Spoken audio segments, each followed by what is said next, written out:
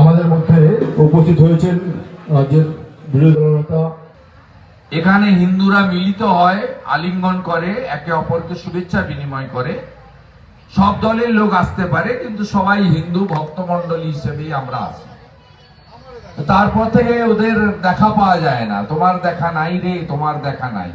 কোন গর্তে ঢুকে গেছে আমি জানি না, আর বেরোতেও পারবে না।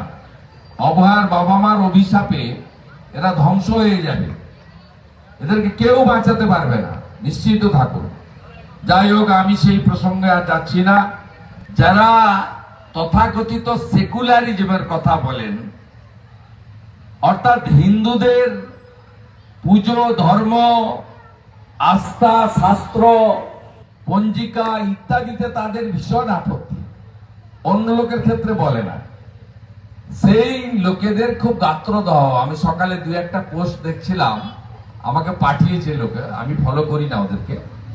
তারা সেকুলার, তারা বলছেন যে অবাঙালি গণপতিকে পশ্চিমবঙ্গে ঢুকিয়ে দিল এরা। ওই মূর্খদের জন্য বলি, মহানায়ক উত্তম কুমার 1960 সালে তার কলকাতার বাড়িতে গণেশ পুজো শুরু করেছিলেন। এরা মূর্খরা জানে না, এরা সবসময় ভাষার নামে, জাতের নামে, মতের নামে, পথের নামে আমাদের হিন্দুদের ভাগ করতে চায়।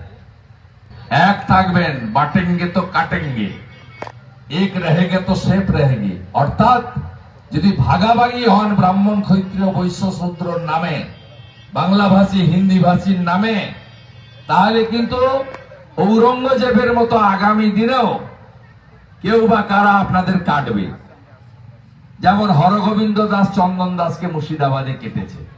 তাই সবাই ঐক্যবদ্ধ থাকবেন, এক থাকলেই আমরা সুরক্ষিত থাকব।